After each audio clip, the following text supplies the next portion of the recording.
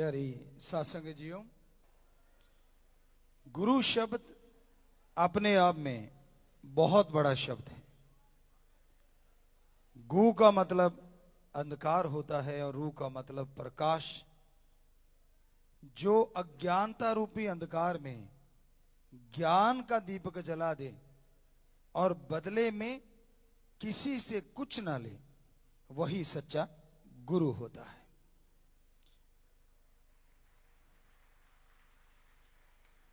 गुरु की जरूरत हमेशा से थी, है और हमेशा रहेगी। खास करके रूहानियत, सूफियत, आत्मा परमात्मा की यहां चर्चा होती है, उसके लिए गुरु तो अति जरूरी है। अगर वैसे देखा जाए, समाज में हमेशा से गुरु उस्ताद की जरूरत पड़ती आई। जन्म जब बच्चे का होता है तो उसका पहला गुरु उस्ताद उसकी मां होती है। खिलाना, पिलाना, नहाना, पहनाना, यहां तक कि मलमूत्र भी साफ करना, मां जैसा गुरु दुनियावी तौर पे दूसरा नहीं होता। फिर बारी आती है, बच्चा चलना सीखता है, बहन भाई, बाप गुरु का रूप धारण करना शुरू कर देते हैं। बाप अपने बच्चे को दुनियावी शिक्षा देता है, दुनिया में कैसे रहना है, क्या करना है, क्या नहीं करना चाहिए, अपना अनुभव उसकी झोली में डालता है, अगर कोई लेना चाहे तो। क्योंकि ये कलयुग का दौर है, यहां बच्चे की अपनी गृहस्थी हुई नहीं कि मां बाप के अनुभव को ठोकर मार देता है। इसलिए अनाथ आश्रम बनते जा रहे हैं और भरते जा रहे हैं। लेकिन बात गुरु की, तो वो गुरु बाप भी होता है जो शिक्षा देता है, आगे बढ़ाता है। फिर कॉलेज, यूनिवर्सिटी और आगे से आगे गुरु बदलते जाते हैं और इंसान दुनियावी शिक्षा में ट्रेंड होता जाता है। क्या आपने कोई ऐसा स्कूल, कॉलेज देखा है यहां सिर्फ किताबें हों, आप एडमिशन करवाएं, कोई बताने वाला ना हो और जाएं, किताबें पढ़ लें और पास हो जाएं? क्या कभी सुना है ऐसा कोई स्कूल? नहीं सुना। जरा सोचिए, दुनियावी शिक्षा के लिए भी टीचर, मास्टर, लेक्चरर अति जरूरी हैं। दुनियावी शिक्षा जो कि सामने है, डॉक्टर हैं, दुकानदार हैं, व्यापारी हैं, नौकरी पेशा हैं, वो तो सामने की शिक्षा है।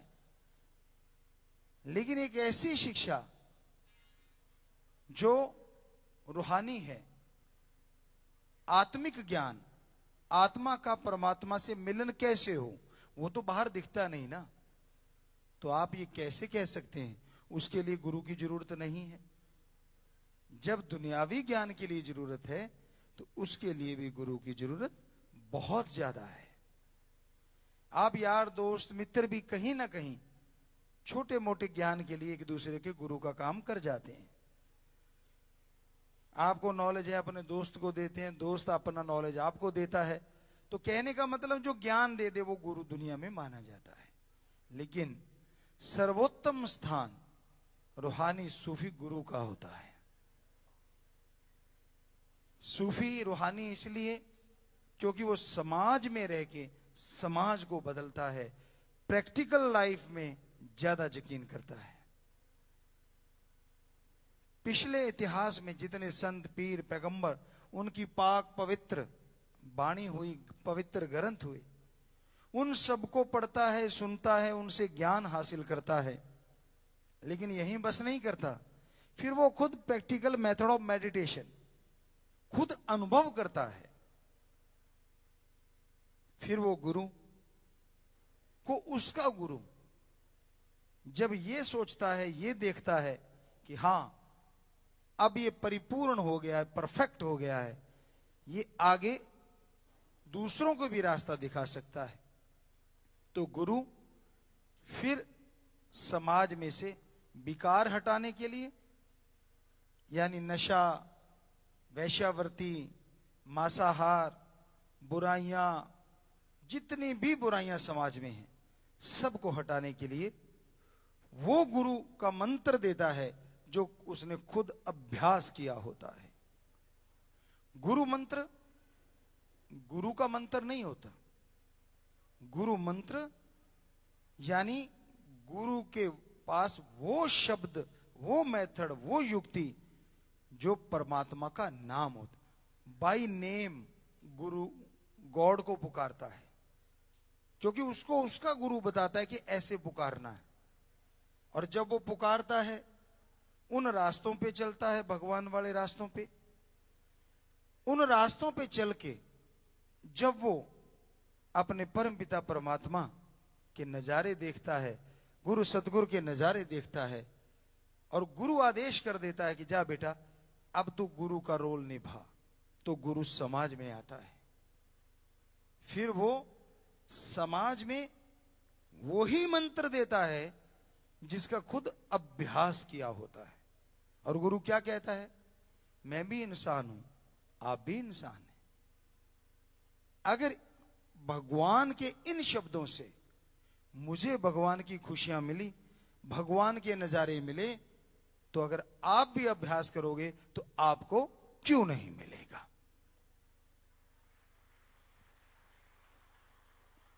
कई लोग कह देते हैं कि जी गुरु ये क्यों कहता है कि गुरु मंत्र आगे नहीं बताना चाहिए? क्या इसलिए नहीं बताने देता कि लोग उसके पास आना बंद ना कर दें? या इसलिए नहीं बताना देता कहीं सारे गुरु ना बन जाएं, उसकी इज्जत नहीं रहेगी? जी नहीं, सवाल ही पैदा नहीं होता। गुरु क्यों कहता है आगे गुरु मंत्र आप नहीं बताएंगे, उसकी बहुत बहुत बड़ी वजह है। गुरु भगवान के रास्तों पे आता जाता है, हमने अभी अभी जिक्र किया, यानी वो भगवान के उन रास्तों का जानकार है। तो एक जानकार ही दूसरे को रास्ता बता सकता है। शिष्य तो अभी जानकर तो क्या, उसने तो अभी गुरु मंत्र लिया होता है, अभ्यास नहीं किया, तपस्या नहीं की, उन रास्तों पे गया नहीं, मंजिल तो बहुत दूर की बात है, अभी उन रास्तों पे भी चढ़ना नहीं सीखा। तो अगर वो जाके किसी को आगे बताएगा जिसको खुद रास्ते मालूम नहीं, वो दूसरों को रास्ता क्या दिखा देगा? स्कूल कॉलेज में क्या आपने किसी स्टूडेंट को आगे किसी बड़ी क्लास के स्टूडेंट को पढ़ाते देखा है? नहीं देखा। कौन पढ़ाता है? Teacher, master, lecturer. आजकल तो वो भी तैयारी करके आते हैं, वो भी भूले बैठे होते हैं। पहले खुद तैयारी करेंगे लेक्चर की, फिर जाके लेक्चर देते। सारे नहीं, पर ज्यादातर हमने तो सुना है, देखा नहीं, झूठ क्यों कहें। तो कहने का मतलब वहां भी टीचर, मास्टर, लेक्चरर ही पढ़ाता है। क्यों? क्योंकि पहले वो उन किताबों को पढ़ चुका है, उस दौर में से गुजर चुका है, उसे मालूम है। जैसे अभी एक हमारा बच्चा कोच बातें कर रहा था, तो ये बेपरवाह जी की रहमत है कि उन्होंने हमें ये फील करवाया, क्योंकि हम भी बहुत सारे गेम खेले हैं, तो पता हर गेम का मसल अलग अलग होता है। आप एक गेम के लिए एक मसल को तैयार करते हैं, हो सकता है दूसरा गेम में वो मसल बाधा पैदा कर दे। ये पॉसिबिलिटी होती है, ये हकीकत होती है। तो ये हमारे गुरु का कमाल नहीं तो और क्या है कि हम 32 नेशनल गेम खेले। लगभग बहुत छोटे थे, 1978 या 80 के दरमियान की बात रही होगी। स्टेट लेवल के गेम थे, तो वहां क्योंकि राम जी की, गुरु जी शास्त्र नाम जी दाता रहबर की ऐसी कृपा थी, किसी गेम में थकते ही नहीं थे। तो हमारे पीटीआई साहब थे, और कोई प्लेयर तो था नहीं, हमें हर गेम में घुसा देते थे, चल तू चल, चल तू चल। तो इस तरह से वो तब प्लेटें मिला करती थी स्टील की, जीतने के बाद गिलास और प्लेट स्टील की, वो हमने काफी ढेर लगाया हुआ था घर में तब। तो कहने का मतलब ये गुरु का कमाल है, हमारा नहीं है। अब हम गाते हैं, बहुत लोगों ने पूछा गुरुजी कौन सा घराना है। हमने कहा घराना किसान घराना है। कहते नहीं नहीं, आप जो गाते हो वो कौन सा घराना है। हमने कहा भाई किसान घराना है। कहते कैसे। हमने कहा ट्रैक्टर चलाया करते थे और शास्त्र नाम शाह मस्तान गाया करते थे। अब उसी ने ट्रेंड कर दिया तो और कौन सा घराना बताएं भाई, बेसिक ट्रेनिंग हमने ली नहीं। तो कोई मानता नहीं इस चीज को कि नहीं ऐसा नहीं होता। बहुत सारी चीजें हमने करी, सतगुरु ने करवाई हैं, हमने नहीं करी। ये तो पुतला है हार्ड मास का, शास्त्र नाम शाह मस्तान दाता हमारे गुरु करवाने वाले। तो आम आदमी ये कह देता है ऐसा होता नहीं। तो इसलिए हम गुरु की महिमा गाते हैं कि ऐसा ही होता है। तपस्या करके तो देखो, उस राह पे चल के तो देखो। गुरु का काम पढ़ाना, सिखाना, प्रैक्टिकली चला हुआ खुद वो बताना कि मैं ऐसे चला हूं, मुझे ये चीजें प्राप्त हुई। अब हमारे अंदर गुरुजी ने ऐसी कैचिंग पावर दी, हर मानवता भलाई का कार्य, हर गेम या मान लीजिए गाने का, या यहां तक कि फिल्में भी जब करी तो हर क्षेत्र का कार्य एक बार देख लिया, इतनी कैचिंग पावर कि अगली बार वो कार्य जो ट्रेंड आदमी है, वो डीओपी हो चाहे डायरेक्टर हो या कोई भी क्यों ना कोरियोग्राफर हो, उसको लाने की जरूरत नहीं पड़ी। वो सारा टैलेंट हमारे अंदर आ गया। ये है शास्त्र नाम शाह मस्तान का कमाल। जीती जागती मूर्त आपके सामने बैठी है। सो हमारा गुरु ने इतना कुछ किया, इसलिए हम आज गुरु पूर्णिमा में उनको अरबों सजदा करते हैं, अरबों नमन करते हैं। और इसलिए आप सबको कहते हैं गुरु की जरूरत थी, है और हमेशा रहेगी। क्योंकि गुरु कभी भी फजूल की बात नहीं करता, बेवजह बात नहीं करता। जब वो गुरु अपने गुरु वाली पदवी पे होता है, अन्यास कोई बात निकल गई तो वो अन्यास नहीं होती, राम जी कहलवाते। ये माइक अपने आप कैसे बोल देगा, कुछ नहीं बोल रहा, हमने दूर किया। अब हम बोल रहे हैं तो बोल रहा है। ऐसे फकीर एक माइक होता है, जैसे ओम हरि अल्लाह राम बोलते हैं वैसा वो बोलते चले जाते हैं। पर किसी का बुरा करना तो दूर, कल्पना भी नहीं करते। किसी के निरादर करना तो दूर, कल्पना नहीं करते। हर धर्म जात मजहब को राम जी से जोड़ते हैं, ओम हरि अल्लाह वाहिगुरु राम से जोड़ते हैं। सो गुरु की जरूरत इसलिए जरूरी है ताकि कोई तो हो जो सच बोल सके। कोई तो हो, हम इसलिए कह रहे हैं क्योंकि ये कलयुग है। यहां लोग चलते चलते कब यू टर्न ले लें कुछ पता नहीं चलता। विश्वास करना पड़ता है दुनिया के हर धंधे पे, विश्वास करना पड़ता है दुनिया के हर बंदे पे। पर क्या आप ये मानते हैं कि वो विश्वास वाकई आपको खुशी दिलाता होगा? क्या आप मानते हैं कि वो विश्वासघात नहीं होगा आपके साथ? बहुत सारे चोट खाए बैठे होंगे दुनिया में जिनके साथ ऐसा हो चुका होगा। क्यों? अपनी स्वार्थ सिद्धि के लिए। तो गुरु को कोई स्वार्थ नहीं होता। सच्चा गुरु पीर फकीर कभी भी किसी भी तरह से किसी से कोई स्वार्थ नहीं रखता। वो परहित परमार्थ के लिए कार्य करवाता है। क्या कहता है कि तू जो भी कर्म कर अच्छे के लिए कर। मां बाप का सत्कार करो, पहली सेवा। घर में वृद्ध मां बाप हैं, उनकी इज्जत करो, उनका सत्कार करो, सेवा करो। फिर आस पड़ोस में देखो कोई सेवा के लायक हो, कोई बीमार हो, अंगहीन अपंग हो, दिव्यांग कहा जाता है, उनकी मदद कीजिए। कोई छोटा बच्चा हो, उनकी मदद कीजिए।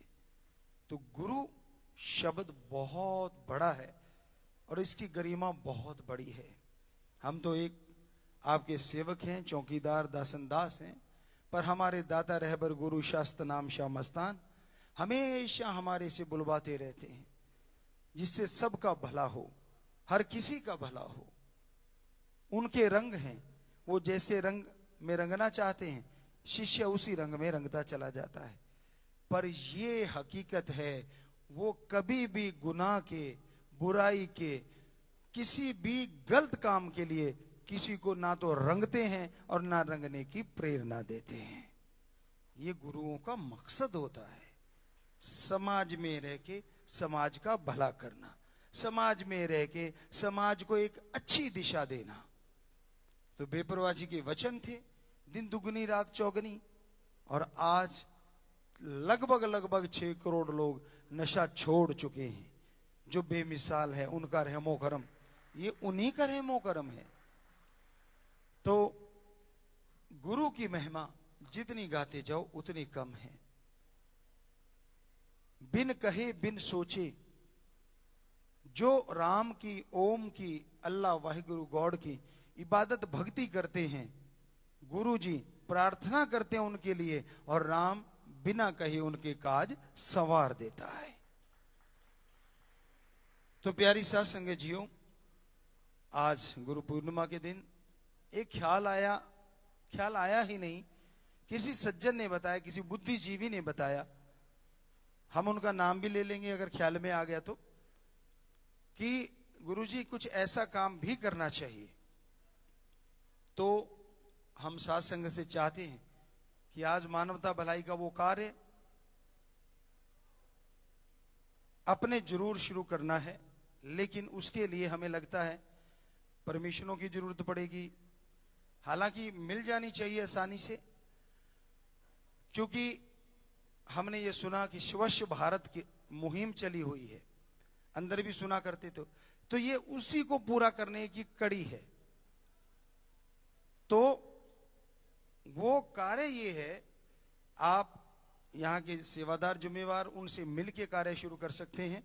और वो कार्य है कि जो मोबाइल टॉयलेट है, जो ट्रकों में या गाड़ियों में बना दी जाती है, क्यों ना ऐसी मोबाइल टॉयलेट बना के जो रोड बहुत लंबी हैं उनके किनारों पे या बड़े बड़े शहरों में या सीवरेज की नाली हो वहां खड़ी कर दी जाए, ताकि आते जाते राहगीर को 1 रुपया 2 रुपए ना देने पड़े पेशाब करने के लिए या टॉयलेट जाने के लिए। तो क्या आपको ये चीज मंजूर है? जितने भी ब्लॉक लाइव भी हैं जी बताइए, यहां से बहुत दूर हैं, क्या सबने हाथ खड़े किए हैं जी? तो ये आपकी मंजूरी है, आप सबको, आप विदेशी भी बैठे हैं वहां भी ऐसा कार्य कीजिए। तो उस पे इस काम के लिए राम जी से प्रार्थना करते हैं कि भगवान आपको ताकत दे, शक्ति दे। तो जरूर आज से ये 141वां कार्य होगा जो शुरू हो रहा है, तो जोर से नारा लगाएं और हाथ नीचे कर लें।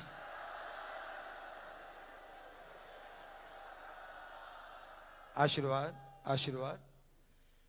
क्योंकि आज जरूरत है, अगर हम भारत को डर्टी इंडिया से बचाना चाहते हैं, जो बहुत पहले से शायद 1945 से हम बोलते आ रहे हैं, और अब तो ये मुहिम भी है स्वच्छ भारत, तो अपना भी फर्ज है कि हम अपने देश को चमकाएं। तो क्यों ना जगह जगह पे ऐसे आपको बता दिए जाएंगे, उनके डिजाइन यहाँ के सेवादार आपको दे देंगे।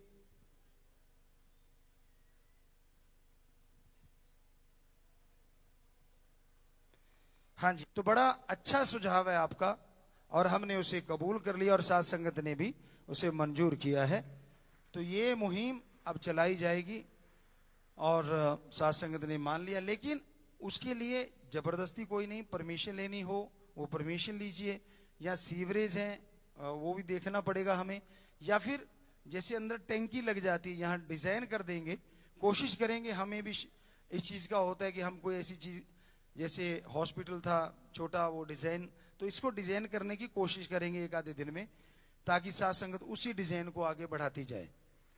तो आप उसको बनाएं, और रख रखाव भी आप नहीं करना है, चाहे किसी को आप नौकरी दे दें या फिर जो गरीब साथ संगत है उनको नौकरी दे दें, वो उनको संभालेंगे, रोजगार भी हो गया। और साथ में अब मान लीजिए इतनी लंबी रोड है, और आपने क्या देखा है, आपने भी देखा होगा, लोग किनारे पे गाड़ी रोकते हैं और रोड पे शुरू हो जाते हैं।